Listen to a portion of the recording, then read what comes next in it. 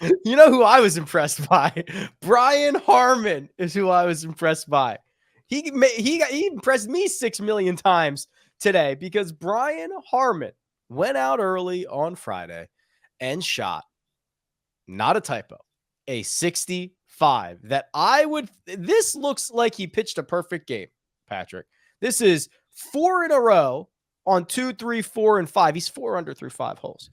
Then he plays at even par, hasn't made a bogey, or has made one bogey this week. And then he makes an eagle on 18 and posts 10 under.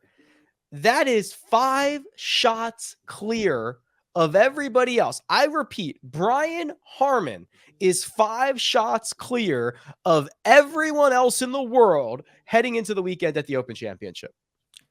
Speaking of pitching, he kind of reminds you of a left-hander, a Jamie Moyer type. He kind of just gets the job done. You're a Phillies fan, right? Unfortunately, yes. The off-speed stuff, painting the corners, just rolling over ground balls. He's not going to overpower you. Yeah, what was he throwing? Like 80 miles per hour? Oh my God, if he's lucky. Yeah, so it felt like, perfect game. He had a chip-in par there on the back nine from like 25 yards away, but it really was just, I don't want to say boring golf. He rolled in 3 25-footers in a row to kick off his round, but a hefty dose of just fairways, greens. You pick one off when they come. The type of golf that thrives in major championships where you hit to the fat part of the green and you reward yourself if you're a good enough putter by converting some of those opportunities. And this is a guy who has been playing some really good golf, played well at the Scottish Open, didn't have a great Sunday. Runner up there at the Travelers Championship as well, and back-to-back top 20s in the Open. So you think about another kind of windy golf tournament, the one major championship where he did contend, the 2017 U.S. Open at Erin Hills. Tommy Fleetwood also in the mix that week. Harman wins the final round with a one-stroke lead over Fleetwood, I believe. Both he, Fleetwood, and Fowler kind of threw up on themselves the final day, and then Brooks Koepka won his first major championship. But it'll be interesting to see how he handles the weekend with who he is paired with tomorrow, with how hot the putter has been through 2 rounds. But today might go down as one of the best rounds of the whole year. Gained 8.5 strokes to the field. Course played 2.5 shots over par. He has gained 8.4 strokes putting through 2 rounds. Now, he is a very good putter. He gained 5 through 4 rounds at the Scottish Open, another 5 at the Travelers, 4 at Detroit Golf Club, which, by the way, are his last 3 events. All 3 of them were top 12. So I do not expect him to gain another 8, Patrick, right? I don't expect him to gain 16 strokes putting this week because that would be a record. But has he built himself up enough of a cushion for that not to matter? I think if he shoots even par over the weekend, he wins the Open Championship. I agree. And so I think for me, where these guys, there's always going to be one round when you have to scratch and claw to something.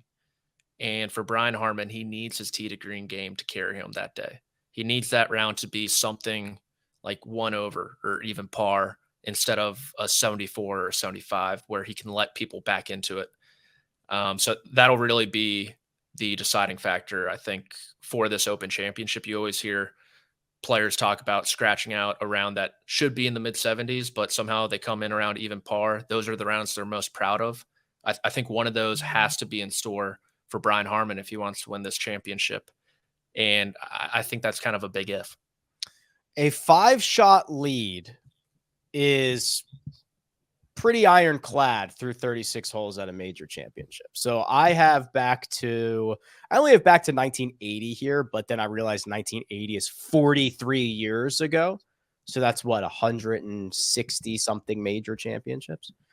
There have been, by my counts, 8 previous leads of 5 or better. All of them have converted. Who were they? You want to guess? Rory McIlroy at this championship. Rory McIlroy at this championship is not correct. He had a 4-shot lead.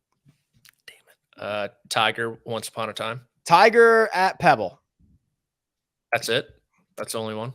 That's the only one you got. There's 7 others. Beth Page. Brooksy. With Brooks. Yeah.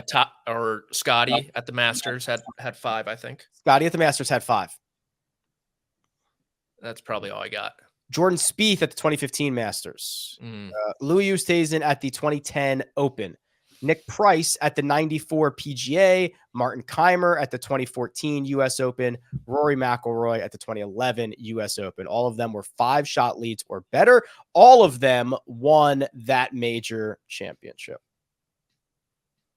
Okay. Well, all of those players, Keimer was the former world #1 at that point. I think he won the Players' Championship that season as well. Scotty was unbelievable that year. Tiger's Tiger. Rory's Rory. Nick Price is one of the more underrated players to play the game. Where does Brian Harman fall along all those guys? I think there's... I think that there is. So you're telling me the list is not going to be Tiger, Rory, Martin Keimer, Nick Price, Brian Harman, Brooks. The Open posted one graphic after the rounder day, and it was like all-time 36-hole scoring record at Hoy, like Tiger Woods, Rory McIlroy, Brian Harman. I saw that. So sick. I think there's 2 things. Okay, so this comes down to the golf course. Okay.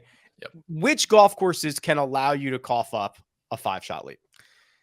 I think this is one of them, right? We've seen guys from like the middle of the fairway making 8 on 18, right? We have seen, if you get a little unlucky in a bunker, that things go sideways very, very quickly. So I think there are doubles and triples lurking. And I can't remember who said it on Thursday. I think it was Emiliano Grillo who said you can make bogey on every hole out here. And I agree with that. So that is, I think, a problem for Brian Harman. The good thing for Brian Harman is his style of play removes a lot of the trouble, right? Which is he doesn't hit it far enough to reach a lot of these pop bunkers, and he rarely misses the fairway, and when he does, he misses very small. So that's going to be the battle for the next 36 is, can Brian Harman avoid the trouble? If he avoids the trouble and, like you said, shoots even par, even if he shoots 72, he might win this, because that might be good enough to gain a stroke and a half a day for the next 2 days. It might be over. So that's the question. If Brian Harman avoids bunkers, he wins. I agree with that. And even today, the one he was in, that was the hole where I believe he only hit one fairway bunker today. That's the hole when he chipped in for par from like 25 yards. Which, by the way, like just removing everything else, this stat profile screams regression. 8.5 strokes putting. If that ball does not hit the stick, it is over the green on the other side, by the way. Instead, he taps in for birdie. Like, that's a 2-shot swing, probably right there. So I don't want to okay, cool. If Brian Harman wins, great. But like, I got some red flags here. You and me both. But like you said, it really is going to be about that big number. And what I think's been the best hole of the tournament so far, the par 5 18th, you saw it on full display with guys trying to make the cut. Brooks Koepka made a triple bogey. Cam Smith made an eagle within 30 minutes of each other. So it really will be, can he not lose a golf ball, and can he not hit a tee shot into a bunker? And even if we've seen it with the new, the RNA, talk about spineless, changing the bunkers up another, a rivet? Is that what it's called? It's a revet. Yeah, the revet. Okay, revet. I don't know. I guess that's how they say it over there. What are we doing? That was a tough scene this morning. Oh my goodness! But there's still the possibility of even like greenside, like getting boned. We saw it with Wyndham Clark today when he made a double bogey. So bunkers, number one, and internal OB. But with the rain coming and the weather coming, and they are getting a different wind tomorrow, which I think is fun because that changes the golf course. So they're going to get a different wind, and it's going to be a little windier, and it's going to rain basically all day from what I understand as hashtag not a meteorologist. Hashtag it. I don't think Brian Harman's going to be your Open champion. I just don't think it's going to happen. There's going to be a moment where, sorry, I got a train rolling in my background. It's okay. That agrees with me. It's the Rory train. It's on its way over. Oh boy. There's going to be a moment where something goes awry. And I don't think it's as easy as a double bogey on a hole. It gets the blood pumping, and then everything changes. I think it'll be down to 2 shots by the time they make the turn tomorrow. Wow, really? Who's catching them? Anybody, right? That's the beauty. That's the beauty of this golf course. There's a 65 or a 66 out there, and there is a 76 out there, and someone will do what Brian Harman did and go out in 31 or whatever. And Brian Harman could potentially make one bad swing and make a double. It will.